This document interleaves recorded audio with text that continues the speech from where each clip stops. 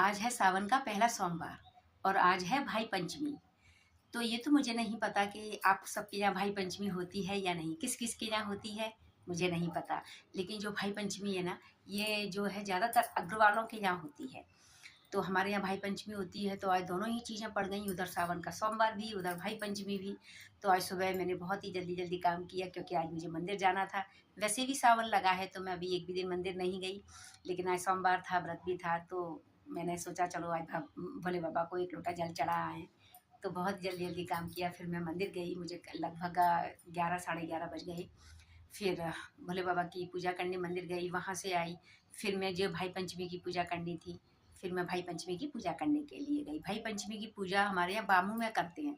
जैसे जो बामू होता है ना, जिसमें नाग रहता है, नाग देवता रहते हैं, तो आज के दिन उसी की पूजा की जाती है। मतलब कहा जाता है कि जो नाग देवता होते हैं ना, वो एक भाई का रूप होते हैं। जैसे आज तो एक जो बहनें होती हैं ना, जो अपने दिल का दर्द होता है, फरियाद होती है, अपने दुख दर्द जो भी होते हैं ना, कुछ बहनें तो क्या करती हैं कि चिट्ठी पे सारा लिख के, एक चिट्ठी पे सारा कुछ लिख के वो बामू में रख के आती हैं, जिससे कि नाग देवता पढ़ लें और बहनों के दुखों को दूर कर दें। क्योंकि शादी के बाद कहते हैं ना, मायका अपना होता है ना ससुराल, बस लड़कियां अकेली रह जाती हैं।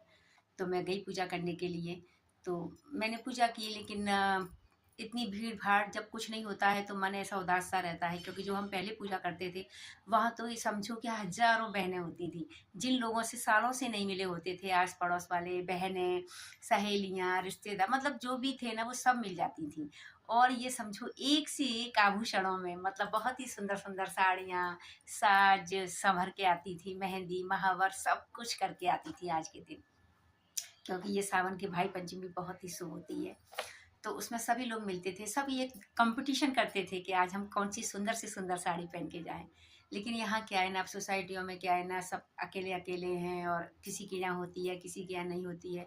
तो वही चीज़ है, तो मैं अकेली ही पूजा करने गई, पूजा की। फिर मैं वहाँ से आई। लेकिन जो बामू में जो पूजा की जाती है ना, तो वहाँ हम ले जाते हैं भाई पंचमी के दिन, जैसे चने की, बाजरा की, मूंग की, मोठ की, हम जो भी कौमरी होती हैं ना, हम उनको रात को भिगो देते हैं और वो ले जाते हैं। ज़रूरी नहीं कि सारी चीज़ें हों, मेरे पास जो था मैं वो ले गई थी, ऐसा कुछ भी नहीं है।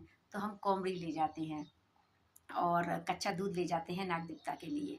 तो हम जो नाग देवता की पूजा करते हैं, बामू की पूजा जो करते हैं, उसमें जल चढ़ाते हैं और उसमें कच्चा दूध डालते हैं।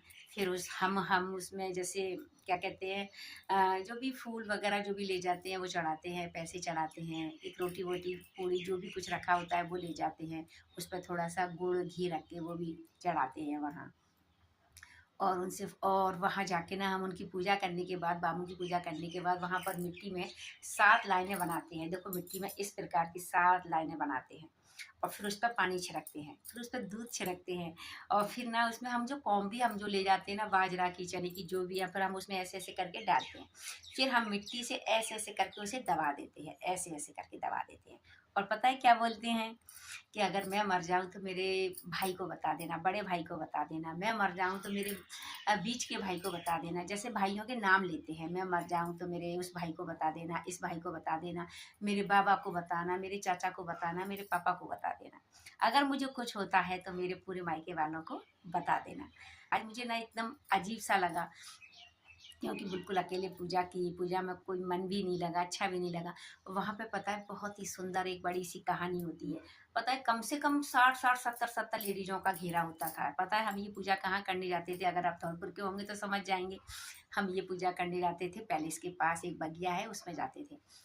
तो ससुराल की तरफ से, मायके की तरफ से तो शहर में जाते थे। तो मतलब पूजा करने जाते थे। इतना बड़ा जो है मतलब ग्रुप बन जाता था, उसमें हम इतनी बड़ी बड़ी कहानियाँ होती थी, भाई बहनों की कहानियाँ होती थी। लेकिन आज तो ऐसा कुछ भी नहीं हुआ। बस गए, जल चढ़ाया और बस चनों चने जो भी कौमरी ले गए उनको दबाया और बस हाथ जोड़ लिए और भगवान से यही प्रार्थना की कि हे भगवान, सभी बहनों को खुश बनाए रखना, उनका मायका और ससुराल दोनों सजाए रखना, क्योंकि ये दोनों ही बहनों के लिए बहुत ज़रूरी है। अगर मायके वालों को तकलीफ़ होती है तो बहनों को दुख होता है, अगर उनके ससुराल वालों को तकलीफ़ होती है तब भी दुख होता है। इसलिए उनका ससुराल और मायका दोनों खुशहाल बनाए रखना और अपने मायके भी बहनें आती जाती रहें, बस यही भगवान से प्रार्थना करती हूँ। तो मेरा ये छोटा सा ब्लॉग आप सबको कैसा लगा तो मुझे ज़रूर बताना, क्योंकि बहुत इच्छा थी कि मैं आप सबसे बातें करूं। क्योंकि पूजा जब करके आई तो मैं बहुत थक गई थी, ऐसे कि ऐसे लेट गई थी, बहुत ज़्यादा थक गई थी। थोड़ा दुख भी हो रहा था कि अब वो बातें नहीं रहीं त्योहारों में, वो मिठासें नहीं रहीं, बिल्कुल अकेले ही पूजा कर ली। मतलब मन बहुत फीका था, तो सोचा क्यों ना आप सबके साथ ये बातें शेयर करूं। किस किस के यहाँ भाई पंचमी होती है वो मुझे कमेंट बॉक्स में ज़रूर बताए, और जिसके यहाँ नहीं होती है वो भी मुझे बताए। और भाई पंचमी में मैंने जो बताया है यही होता है कि इसके अलावा कुछ और भी होता है, वो भी आप मुझे ज़रूर बताएं। मैं भूल गई थी। वैसे हम लोग जैसे भाई पंचमी पूजा करने जाते हैं तो उसमें नाग नागिन का एक जोड़ा भी ले जाते हैं आटे का बना के, 5 आटे के दीपक भी लेके जाते हैं, और बहुत सारी चीज़ें होती हैं जैसे गुड़ है, घी है, मतलब जो भी होता है हम लेके जाते हैं। और भी कुछ मेरे से रह गया हो तो मुझे ज़रूर बताना है। सभी को राधे राधे, जय भोलेनाथ, और सावन के महीने की सभी को बहुत बहुत शुभकामनाएं।